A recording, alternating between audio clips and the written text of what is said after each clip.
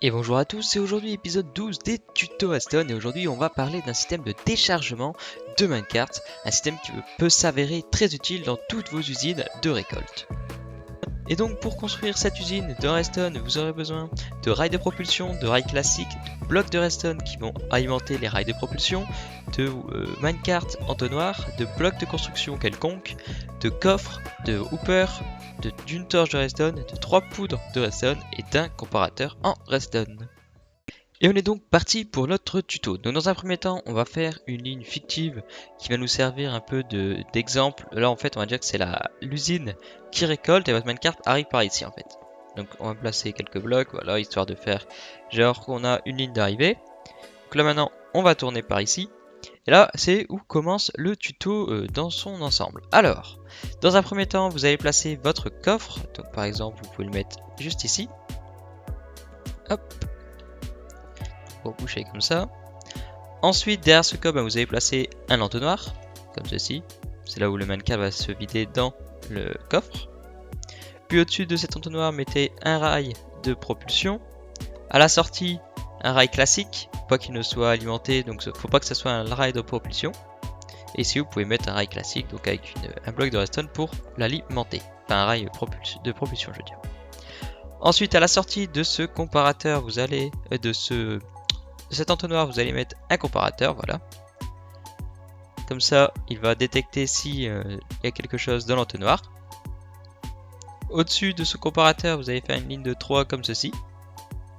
Et vous allez la remplir de redstone. Comme ceci, voilà. Ensuite, vous descendez de 2 au niveau du milieu. Et vous placez une torche de redstone qui va alimenter le rail ici.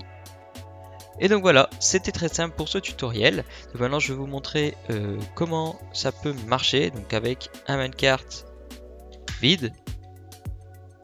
Donc là on va voir qu'il ne va pas s'arrêter. Et si maintenant le minecart devient plein, il va s'arrêter sur la station de déchargement. Il va se décharger entièrement. Et quand il sera entièrement déchargé, vous allez le voir,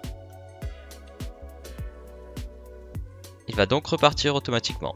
Donc voilà, donc c'était un petit système assez court, mais qui est vraiment très pratique, je vous le conseille. Je vous le conseille dans toutes vos usines pour pouvoir décharger facilement si vous avez un système de récolte avec minecart bien sûr. Donc maintenant je vais vous montrer ce que ça donne sur une usine. Nous voilà sur le tuto des citrouilles et pastèques que j'ai fait la semaine dernière. Et comme vous pouvez le voir, j'ai implanté notre système de déchargement sur l'usine et elle marche vraiment très bien. Puisque regardez, bon là j'ai augmenté le tick bien sûr pour la vidéo. Mais sinon en tick 1 ça fera la même chose. Et il va décharger toutes ces citrouilles. Donc on va vider un petit peu pour que ça aille plus vite. Comme ceci. Et il va repartir chercher des citrouilles. Voilà, il est reparti. Et après, ainsi de suite, il va tout le temps s'arrêter, se vider dans ce coffre. Et voilà. Donc c'est déjà la fin de ce tuto redstone. Donc on va aller devant notre petit système de déchargement. Donc j'espère que ça vous aura plu. N'hésitez pas à mettre un petit like, à vous abonner, à commenter, à me donner des idées pour les prochains tutos redstone, de ce que vous voulez voir dans les prochains tutos plutôt. Et puis on se retrouve la semaine prochaine tout simplement pour d'autres tutos redstone. Ciao tout le monde!